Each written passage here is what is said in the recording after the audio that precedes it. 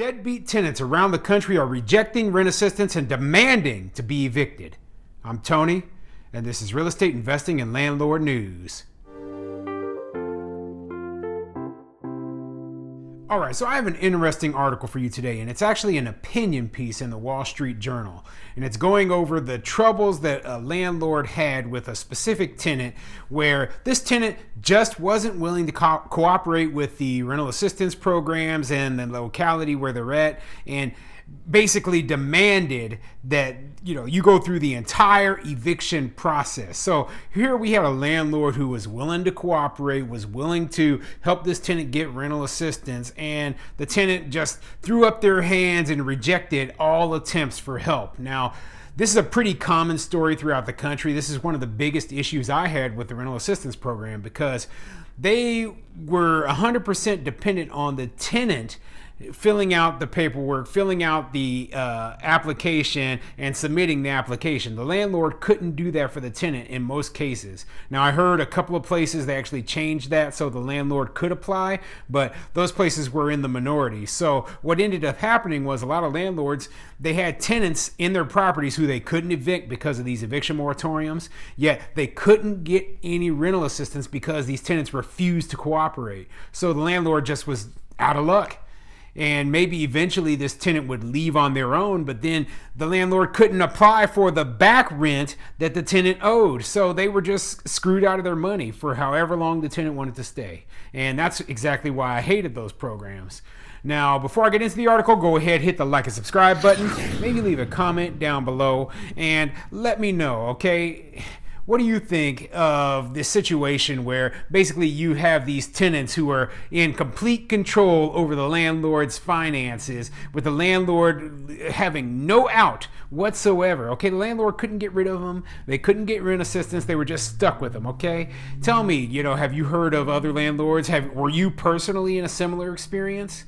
Fortunately, I didn't have to deal with that, but man, hearing all these stories, it just makes me feel very lucky that I got away with, not facing much losses at all.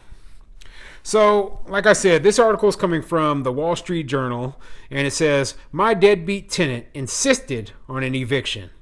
I told him about the rent vouchers, but he preferred to get the boot."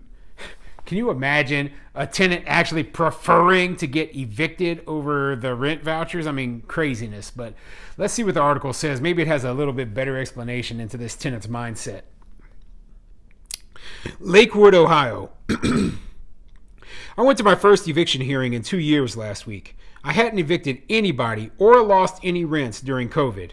The neighborhood social services agency had given out rent vouchers to 6 delinquent tenants of mine.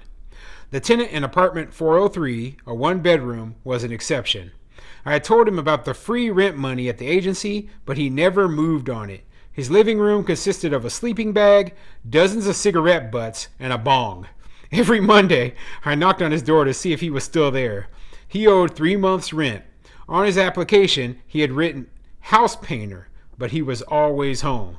Well, there's the problem right there, okay? So maybe you should be doing a little bit better tenant screening before you let this kind of person into the property. You've got a person who has house painter written on there. Did you do income or employment verification? It doesn't sound like it. Honestly, I got to give the landlord a little bit of, criticism, because simply put, you wouldn't be dealing with this issue if you had a little bit better quality tenant, if you did a little bit better screening. Now, I understand if you're a super low income landlord, this might be some of the things that you have to do in order to get your units occupied. But, I still think that you should be doing a little bit better job than this. When my leasing agent rented to him 7 months ago, the painter had been accompanied by his mother. Always a good sign. He was 27. In hindsight, we should have had mom co-sign. Yep, you should have. I wore a necktie and a polar fleece jacket to eviction court. A step up for me, the necktie. The policeman at the courtroom metal detector said to me, "Counsel?" "No, landlord." "No, landlord," I said. I sat on a bench outside the hearing room, wondering if the defendant would show. Several days earlier, I told him, "You might want to move out ahead of time to avoid a public record, to avoid an eviction." He texted me back, "You're going to have to go through the eviction process while I work things out." So yeah, you got a young man who was accompanied by his mother during the whole showing process, but she didn't co-sign. So you could have gotten her as an obligor, as a co-obligor, basically, to guarantee that he's going to pay, and she wouldn't want her credit messed up, so she would have just told him to move out. But this guy, obviously, he's a young guy. He doesn't care about his credit. His credit's destroyed, and he doesn't care about the eviction being on there. I'm sure he isn't looking at things in the long term saying, hey, I'm going to have a real problem at some point in the future getting a place to live if I have this eviction hanging over me. So, yeah, I mean, if he's smoking weed and all that, it sounds like his judgment isn't that great. So that might explain why also he didn't apply for this rental assistance even though you were offering to help with it. But yeah, how many tenants out there are like this? I mean, even if it's just 1 out of 100, it can still cause a major issue, especially if you're a smaller landlord and you might be the one who owns that one unit that this kind of tenant is staying in. You're the one who's getting completely screwed over.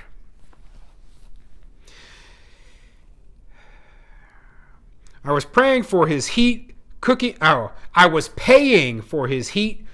gas, water, and roof. That was annoying. I like to pick my charities, and he wasn't one of them. I called his mother. Her name was on the application. She said, "I thought you were going to tell me my son is dead." I knew what she was talking about. Oh, Lord, man. Even his mom knows that he's got problems, okay?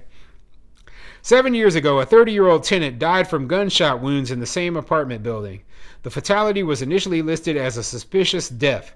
There were bullet holes in the bedroom wall. The detective told me, "I know more than you do." For sure he did. I was hoping it was a suicide because that's better than a murder from a landlord's perspective. A murder would have cleared that building out. The shooting was eventually declared a suicide, and I put up a note in the building entrance about a suicide by gunfire. Then I crossed out by gunfire. Everybody had heard the shots. Nobody needed to be reminded of it. Last week, when I knocked again on the painter's door, I said, "I'm just checking to see if you're still here. I don't want to go to court if I don't have to." "Still here," he said, smirking a la, "Dude, leave me alone." So yeah, this guy, he obviously just doesn't care.